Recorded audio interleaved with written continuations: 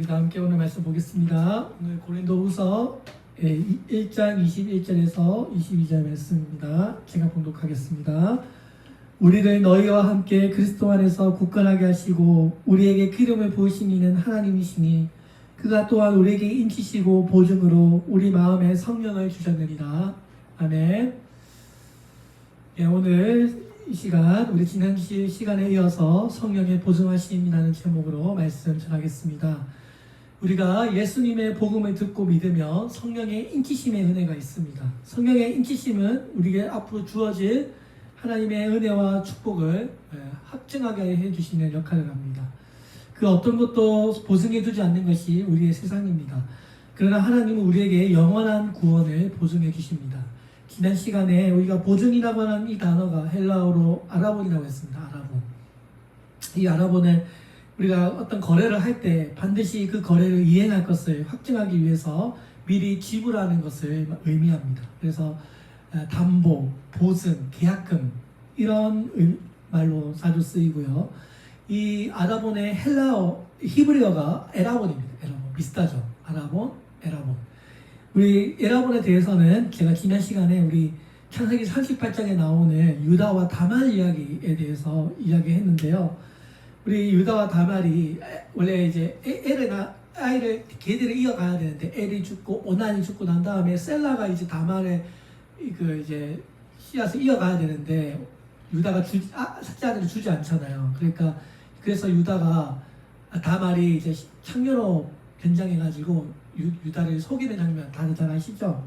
자, 그때 이 유다가 다말에게 염소 새끼를 대신해서 자신의 신분을 증명하는 물건을 맡깁니다. 그게 바로 도장과 끈과 지팡이였죠. 그 나중에 다말이 가늠했다는 이유로 그 이제 죽음의 궁지까지 몰렸다가 자기가 가늠한 게 아니고 유다였다는 것을 증명하는 물건을 내놓잖아요. 그때 이 다말이 아직 약속의 완성문은 다 받지 못했지만 약속이 이루어질 것을 증명하는 그 보증물을 가지고 있었습니다. 그래서 이 보증물 때문에 다말이 살게 됩니다. 이 담보물 때문에 죽을 운명에서 다시 살 수 있는 운명으로 바뀌게 되었습니다. 이 담보물이 자기가 그렇게 갖고 싶었던 그 유다의 씨, 이스라엘의 씨라는 것을 증명했습니다. 그죠? 자, 그래서 오늘 우리들에게도 이 담보물이 있어야 합니다.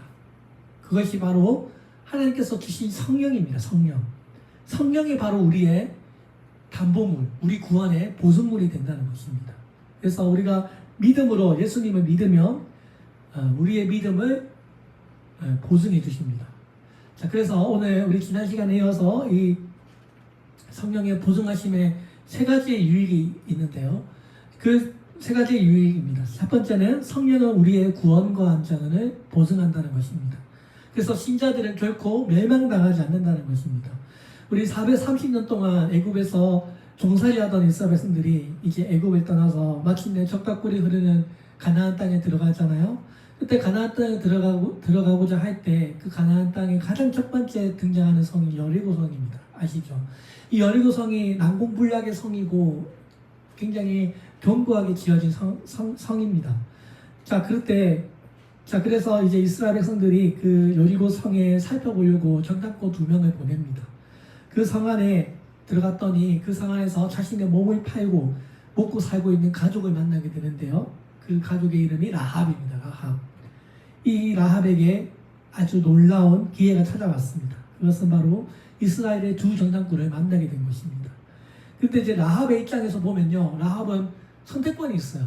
이 사람을 자기가 신고만 하면 어떻게 돼요? 포상을 받을 수 있죠? 자, 그래서 포상금을 받으면 더 이상 어려운 생활을 하지 않아도 됩니다. 그런데 곰곰이 생각해 봅니다. 내가 이 이스라엘 두 정탐꾼을 신고해가지고 포상금으로 행복하게 살 것인지 아니면 진짜 영원한 진리 되시는 하나님을 믿고 그 편에 살 것인지 이 두 가지의 선택을 놓고 생각했는데 라합은 어떻게 했어요? 하나님을 믿는 쪽으로 선택을 하게 됩니다. 마음을 돌립니다. 그죠? 그러고 난 다음에 라합이 이렇게 유명한 고백을 합니다. 여호수아서 2장 9절부터 11절에 보면 말하되 여호와께서 이 땅을 너에게 주신 줄을 내가 아노라. 우리가 너희를 심히 두려워하고 이 땅의 주민들이 다 하나님 앞에 다 너희 앞에서 감담이 논나니 이는 너희가 애굽에서 나올 때 여호와께서 너희 앞에서 홍해의 물을 마르게 하신 일과 너희가 요단 저쪽에 있는 아모리 사람의 두 왕 시온과 오기게 행한 일 곧 그들을 절멸시킨 일을 우리가 들었습니다. 우리가 듣자 곧 마음이 녹았고 너희로 말미암아 사람이 정신에 일었나니 너희의 하나님 여호와는 위로는 하늘에서도 아래로는 땅에서도 하나님이시다. 이 신앙 고백한 거예요. 그죠? 이 라합이 여호와께서 이 땅을 너에게 주신 줄을 내가 아노라 하면서 홍해를 가는 일과 그 아주 막강했던 그 두 왕 옥과 시온을 묻히는 일을 인정하고 있었습니다. 자, 오늘 우리도 이렇게 라합처럼요 예수님을 믿고 신앙 고백해야 합니다. 어떤 신앙 고백입니까? 우리는 예수 그리스도를 믿습니다. 성부, 성자, 성령 삼위일체 하나님을 믿고 우리의 육체도 다시 살 것을 우리가 부활하게 될 것을 우리가 믿습니다 라고 우리가 신앙 고백을 해야 합니다. 그죠? 자, 그러고 나서 이 라합은요 최선을 다해서 이스라엘 두 정탐꾼을 살리는 일에 최선을 다합니다. 자, 그래서 뭐 다 아시겠지만 이제 여호수아서 읽어보면 이제 숨긴 것을 알고 사람을 보내잖아요. 근데 전 잘 모르겠어요.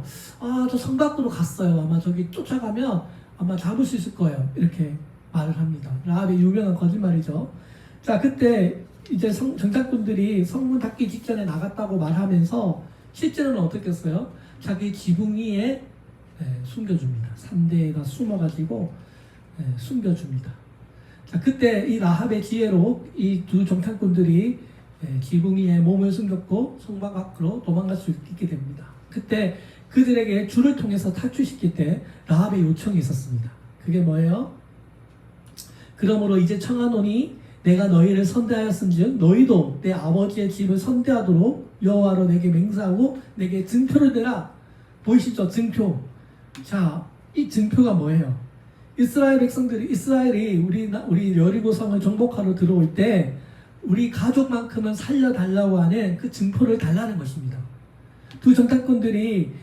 그래서 두 정탐꾼들이 라합에게 이스라엘 공격해 들어올 때 당신들의 집을 살리는 붉은 줄을 창문에 내어라고 묶어두라고 말합니다. 아시죠? 그래서 이 붉은 줄이 묶여져 있는 그 집은 안전할 것이라고 말합니다. 그래서 이 라합의 창문에 묶여져 있는 이 붉은 줄이 구원의 뭐가 되는 거예요? 구원과 안전의 증표가 되는 거죠. 그죠?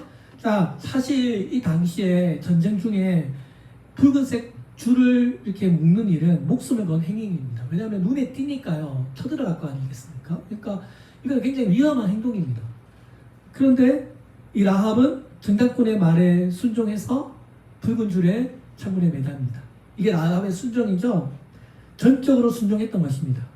그래서 죽음에서 구원을 받을 수 있게 되었습니다.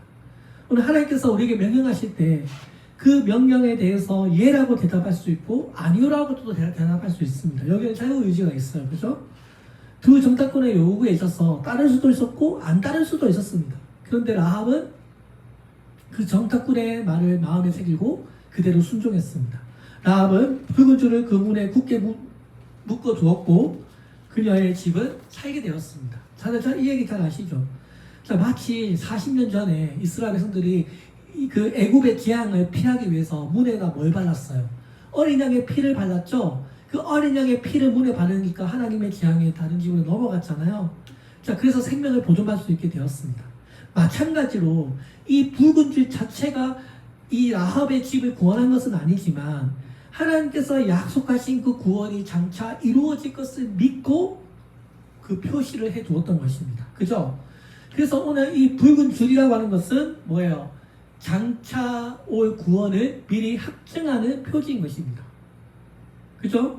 자, 그래서 이 붉은 줄이 우리로 치면 구원의 십자가의 역할을 한 것입니다.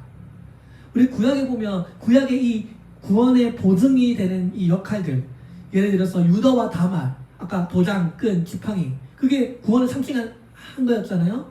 또 유월절에 보면 유월절에 어린 양의 피를 발랐을 때 구원이 넘어갔잖아요. 그죠? 그 마찬가지로 오늘 이 기생 라합에게 있어서는 그 그 붉은 줄을 묶어두는 것이 바로 그들의 구원을 지켜주는 보증의 역할을 했고, 각 시대마다 하나님께서 그 구원의 보증을 형성했던 것입니다. 라합에게 이 붉은 줄은 하나님의 심판 속에서도 구원을 얻게 하는 약속의 증표였던 것입니다. 아직 임하지 않았지만 구원이 이루어질 것을 믿고 그것을 매다는 거예요. 그죠? 자, 그러면 우리 왜 유다와 다말처럼 또 오늘 이 이야기에서는 라합의 이 붉은 줄처럼 우리에게도 구원의 보증이 필요한 거예요. 우리에게 있어서 구원의 보증이 무엇입니까? 바로 예수 그리스도를 믿고 그 보혈을 의지함으로 구원을 받게 되는 것입니다. 나에게도 믿음으로 예수 그리스도를 믿을 때, 믿음으로 받아들일 때, 그 즉시 하늘에 있는 성령께서 우리 안에 들어오셔서 우리에게 인치신다, 도장을 찍어 주심으로써 우리의 구원이 흔들리지 않는 구원의 증거가 되는 것입니다. 그래서 정탐꾼들이 라합이 정탐꾼들을 살려주었고 그 증표로 빨간 줄을 묶어 두었던 것처럼 오늘 우리는 하나님의 집에 붉은 줄을 묶어 두어야 합니다. 이 줄을 매다라고 하는 이 단어에는 묶다라고 하는 것에는 연합이라는 뜻을 가지고 있습니다. 이 줄, 우리에게 있어서 붉은 줄은 예수 그리스도와 함께 묶어져 있어야 된다. 예수 그리스도와 함께 연합되어 있어야 한다는 것입니다. 여러분, 그래서 우리가 무슨 일이 있어도 주님의 교회를 떠나서는 안 됩니다. 항상 붙어 있어야 돼요. 묶여져 있어야 돼요. 예수 그리스도의 구원에. 이 구원의 줄이 라합의 가족을 구원하겠다라고 하는 미래의 약속의 표징이자 멸망받지 않도록 그 분별해주는 구별의 증표 역할을 했습니다. 자, 그래서 이 라합은요, 하나님께 선택받은 사람이었기 때문에 이 붉은 줄의 의미를 잘 알고 있었습니다. 하지만 이 여리고의 성에 살고 있었던 대부분의 그 가나안 이방인들은 붉은 줄의 의미를 알지 못했습니다. 그죠? 왜냐하면 이 복음이라고 하는 것은요, 비밀이기 때문입니다. 무슨 말이냐고 하면 이 구원에 대해서, 하나님에 대한 지식에 대해서 가르쳐 주어야지만 사람들은 알 수 있다는 것입니다. 그러면 오늘날 우리 교회가 하나님의 비밀을 알잖아요. 우리가 하나님의 구원의 이 지식을 알고 있는 사람, 먼저 받은 사람이잖아요. 우리들이 사람들에게 구원의 비밀을 가르쳐 주어야 한다는 것입니다. 복음을 전파해야 한다는 것입니다. 자, 한번 생각해 보세요. 이 여리고의 가나안 사람들, 여리고성에 살았던 대부분의 이 가나안 사람들, 라합과 마찬가지로 다 죄인들이잖아요. 근데 라합이 믿음으로 이 은혜를 얻은 것처럼 오늘 하나님께서는 우리와 같은 이 가나안 이방인들, 우리도 이방인이잖아요. 우리도 라합과 별로 차이가 없는 멸망받아도 마땅한 그런 사람들이지만 우리에게도 성령의 보증이 주셔서 자격 없는 자에게 주시는 하나님의 전적인 선물인 것입니다. 생각해 보세요. 여리고성 사람들과 이 라합은요, 똑같이 하나님에 대한 지식을 들었어요. 아까 라합이 말했잖아요. 우리 지금 다 떨고 있다고. 하나님께서 홍해 가르신 일과 아주 무서운 그 두 왕, 그걸 다 무찌르는 일을 우리가 다 들었다. 우리 힘이, 마음이 녹았다. 간당히 서늘하다고 말하고 있잖아요. 그러니까 이스라엘에 대한 소식을 이 여리고성 사람들이 다 들었어요. 그런데 라합만 어떻게 했다는 거예요? 그 하나님을 믿고 영접했던 거예요. 그죠? 자, 그래서 오늘 여리고 사람들은 그 소식을 듣고는 있었지만 하나님은 실제로 믿지는 않았고 라합은 실제로 믿었고 멸망당하지 않게 되었습니다. 그래서 히브리서 11장 31절에서 이렇게 말씀하고 있습니다. 믿음으로 기생 라합은 청탄꾼을 평안히 영접하였으므로 순종치 아니한 자들과 함께 멸망당하지 않았다. 오늘 우리 하나님을 믿는 자들, 예수 그리스도를 믿는 자들은 결코 멸망당하지 않을 것을 우리가 믿습니다. 라합에게 하나님께서 영생을 선물해 주신 것처럼 오늘 성령께서 우리 안에 이 영생을 시작하시는 분이 우리의 영생을 완전히 끝까지 이루어 주실 것을 우리가 믿습니다. 자, 그래서 오늘 하나님께서 우리에게 먼저 성령으로 우리의 구원과 안전을 약속해 주고 계십니다. 자, 두 번째로는요, 성령은 우리의 칭의를 보증합니다. 뭐라고요? 성령은 우리의 칭의를 보증합니다. 자, 여러분 생각해 보세요. 라합은 멸망당하지 않을 뿐더러 의롭게 되었습니다. 자, 야고보서 2장 25절에 이렇게 말씀합니다. 또 이와 같이 기생 라합이 사자를 접대하여 다른 길로 가게 할 때 행함으로 의롭다 하심 받은 것이 아니냐. 자, 여러분 이 말씀을 우리가 잘 이해해야 돼요. 그냥 유대인들처럼 율법을 지켜가지고 행함을 받은 것이 아닙니다. 그죠? 여리고성 우리 아까 우리 이 라합 이야기 볼 때 라합이 먼저 하나님에 대한 신앙 고백을 했죠. 그잖아요. 그러고 난 다음에 청나꾼들을 도와줬잖아요. 그러니까 이 라합의 행동은 단순히 어떤 공로 선행이 아니라 하나님께 대한 믿음에서 나온 행동이었던 것입니다. 그죠? 라합은 먼저 하나님을 믿었고 그 믿음 때문에 그 정탐꾼들을 숨겨주었고 그녀의 믿음이 행동으로 나타났다는 것입니다. 그죠? 자, 그래서 오늘 우리도 먼저 하나님의 말씀을 믿고 하나님의 능력을 믿고 구원의 은총을 믿으면서 라합처럼 행동해야 한다는 것입니다. 오늘 믿음에는요 이런 용기가 필요합니다. 그러자 하나님 앞에서 뭐요? 의롭다 하심을 받게 되었습니다. 그죠? 자, 그래서 이것도 전적인 하나님의 은혜와 사랑으로 베푸시는 하나님의 전적인 선물이었던 것입니다. 라합의 어떤 인간적인 공로가 아니라 누가 잘하거나 선한 일을 해서 얻은 것이 아닙니다. 하나님의 전적인 은혜였습니다.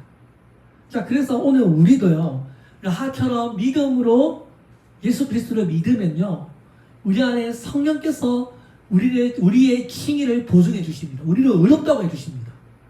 파라크레토스, 우리 옆에서 이 사람은 하나님의 백성이라고 성령께서 친히 우리를 증거해 준다는 것입니다. 자, 그래서 오늘 성령의 보증도 마찬가지입니다. 로마서 8장 15절 16절에 보면 너희는 다시 무서워하는 종의 영을 받지 아니하고 양자의 영을 받았으므로 우리가 아빠 아버지라고 부르짖느니라. 성령이 친히 우리의 영과 더불어 우리가 하나님의 자녀인 것을 증언한다. 여기서 아주 중요한 단어가 뭐예요? 증언하다는 말이에요. 증언하다는 말. 그러니까 우리가 우리 입으로 100번 하나님의 자녀예요, 나 하나님의 백성이에요 말한들 믿어주지 않잖아요.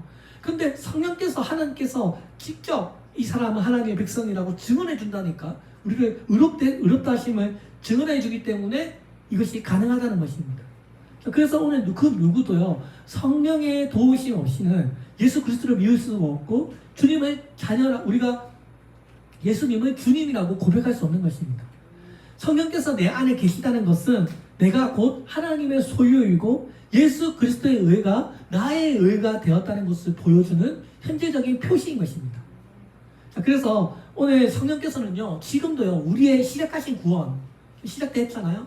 그 지금 완전히 천국 가는 그날까지 우리의 이 구원의 일을 도우시기 위해서 성령께서 우리 안에 계시는 것입니다.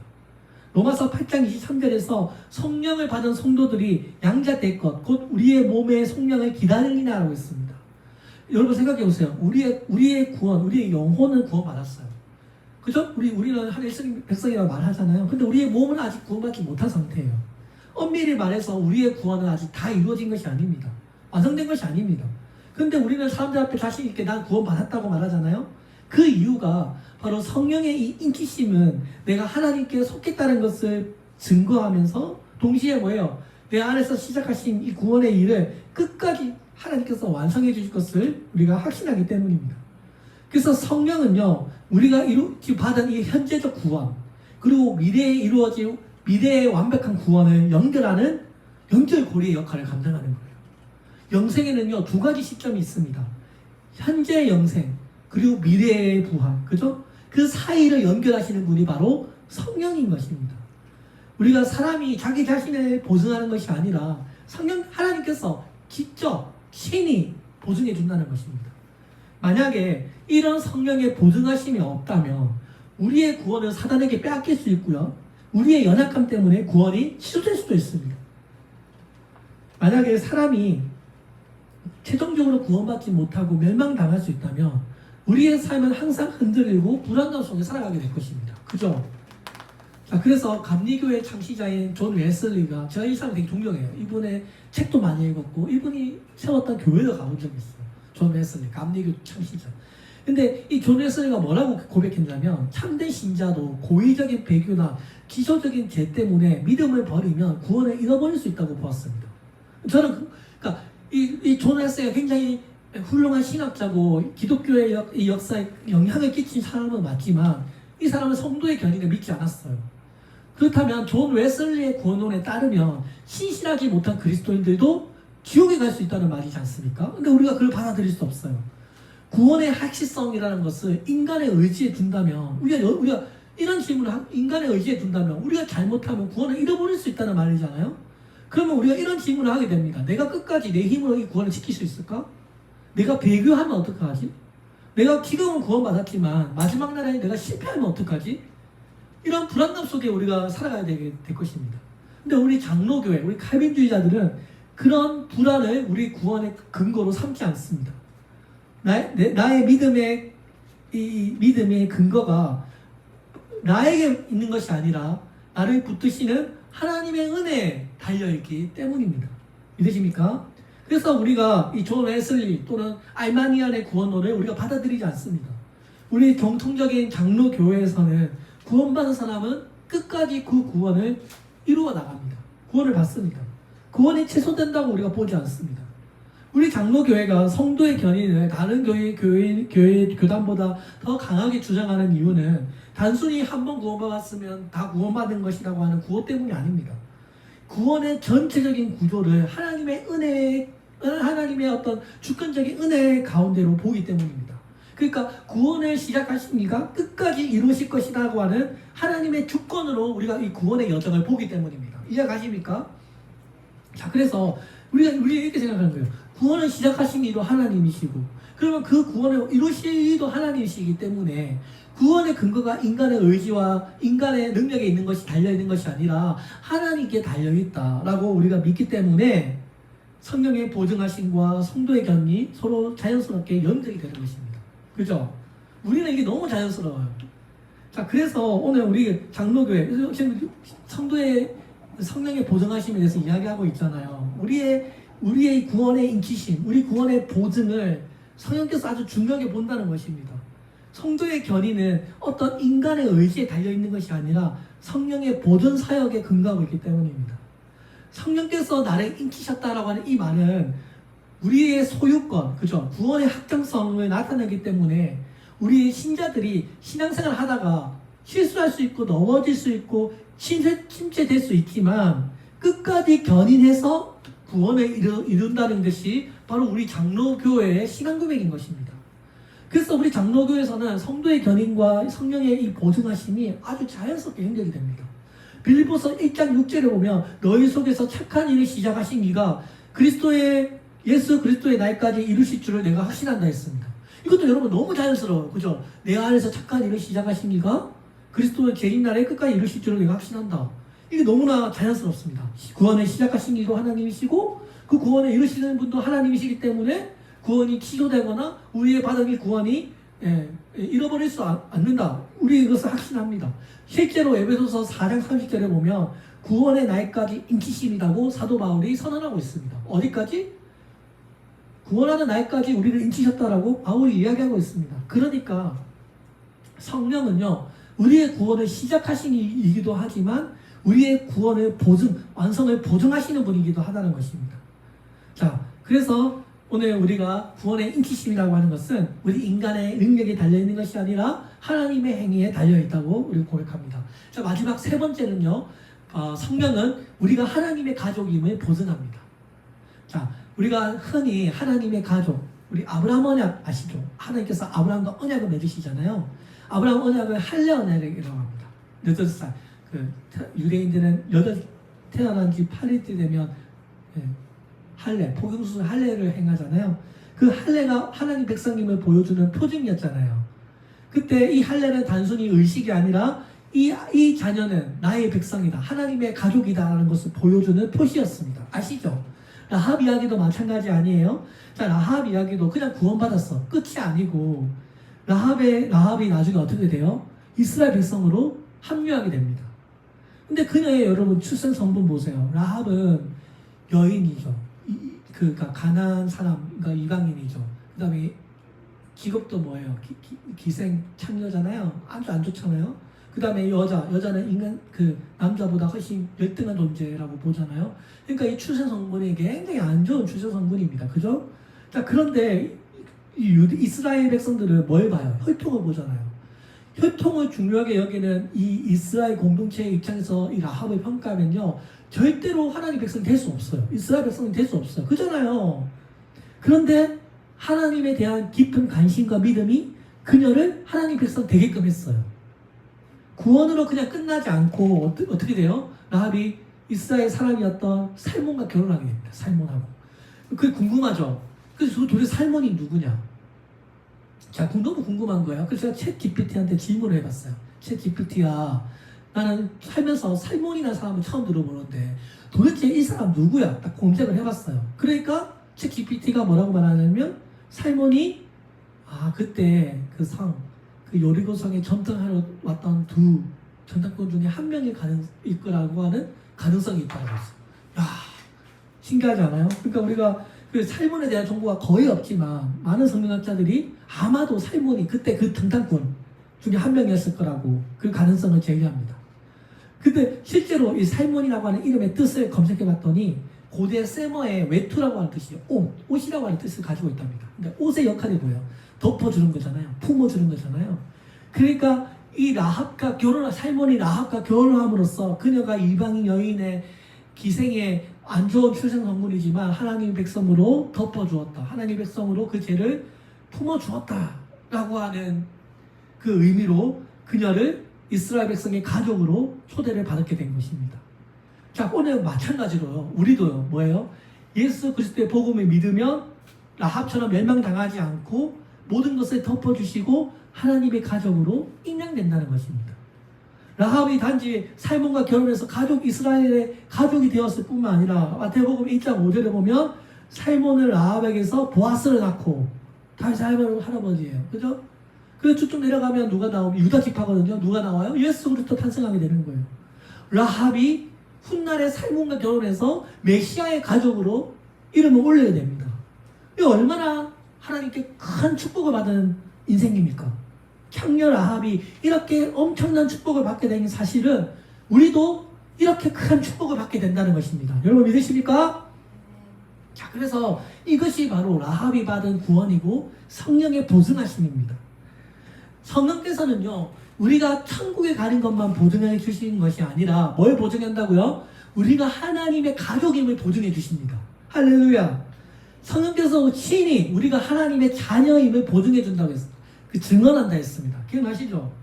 자, 그러니까 우리가 하나님의 안에 있다는 것이 그냥 하나님께서 나를 사랑하신다라고 하는 정도가 아니라 우리를 하나님의 자녀로 삼아 주었다는 것입니다.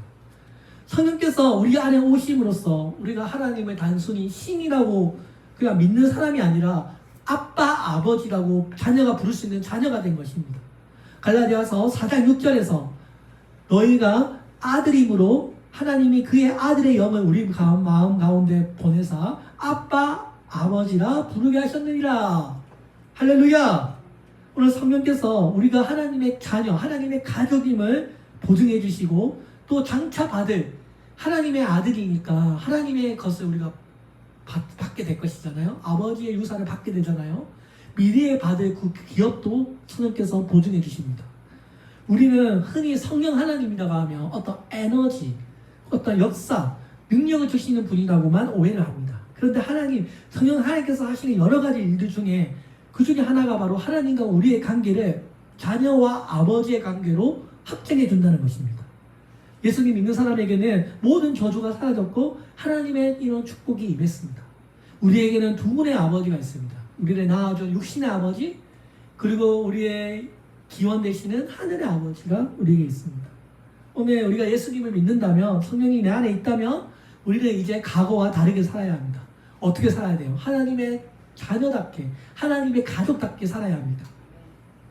범사에 하나님께서 주신 복을 감사하고 또 믿음으로 우리가 의지하며 살아가야 합니다. 주를 위해서 살고 주님께서 맡겨주신 이 복음의 이 증인으로서 사명을 감당하며 살아가야 합니다. 그렇게 살아가는 저와 여러분들 되시기를 주의 이름으로 축원드립니다. 아멘. 기도하겠습니다. 사랑이 많으신 하나님 아버지, 오늘도 이렇게 귀한 시간을 내게 해주시니 감사합니다. 주님, 오늘 우리에게 하늘의 은혜가 충만한 우리 교회가 되게 해주시고 성령께서 우리의 이 관계를 확증해 주시오니 하나님, 우리가 흔들리지 않고 구원의 일을 이루어 나갈 수 있도록 주님 도와주옵소서. 예수님의 이름으로 기도합니다. 아멘.